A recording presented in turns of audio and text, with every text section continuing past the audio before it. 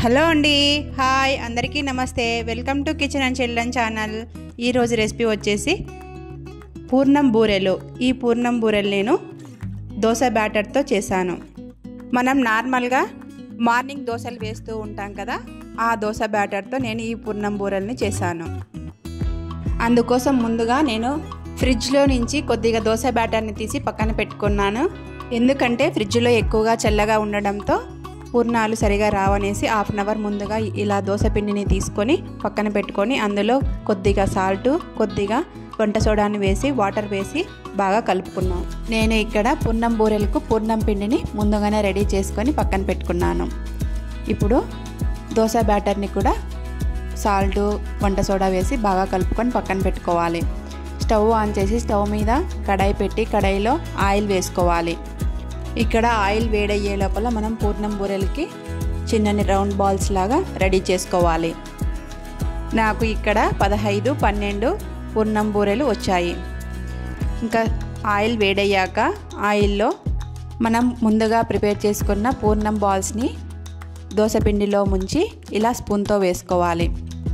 Normal దోశపిండితో వేసినందుకు ఏమో పూర్ణం బూరెలు సరిగా రాలేదు. పూర్ణం బాల్స్ని దోశపిండిలో ముంచి వేయంగానే పెన్నానికి అతుక్కుపోయినాయి. చూడండి, నేను తేయడానికి ట్రై చేస్తున్నాను. పైన ఎక్కువ ఆయిల్ లేకుండా తక్కువ ఉంది కదా, ఇటు సైడ్ కూడా అతుక్కుపోతాయని పెన్నానికి వాటిపైన ఆయిల్ వేస్తున్నాను. చూడండి, వేయంగానే అతుక్కుపోయి వాటిలోని పూర్ణం పిండి అంతా కూడా ఆయిల్లోకి వచ్చేసింది. వేయంగానే అతుక్కుపోయిన పూర్ణం బూరెల్ని అతి కష్టం మీద తిప్పి ఇటు సైడ్ కూడా కాల్ చేసి పక్కన తీసుకున్నాను. ఇంకా రెండో బ్యాచ్ కూడా అలాగనే వేసుకున్నాను. పూర్ణమంతా ఆయిల్లోకి వచ్చేస్తుంది, మానేద్దాంలే పూర్ణం బూరెలు చేయడం అనుకున్నాను. కానీ ఆ 2 పూర్ణం బూరెల్ని ఎవరి చేతిలో పెట్టాలి అనేసి మిగతా పూర్ణాలను కూడా ఆయిల్లో డీప్ ఫ్రై చేసుకున్నాను. నేను ఇక్కడ ఈ పూర్ణం బూరెల్ని 3 బ్యాచెస్ కింద డీప్ ఫ్రై చేసుకున్నాను. మన లైఫ్లో అన్ని సక్సెస్ స్టోరీసే ఉంటాయా అండి? ఉండవు కదా. అలాగనే వంటకంలో కూడా ఒకరోజు పర్ఫెక్ట్గా వస్తాయి, ఒకరోజు బిస్కెట్ అవుతాయి. అలా బిస్కెట్ అయిన పూర్ణం బూరెల్నే ఈరోజు మీకు చూపించాను. ఎందుకంటే మన కిచెన్ అండ్ చిల్డ్రన్ ఛానల్ ద్వారా తెలుసుకుంటారనేసి.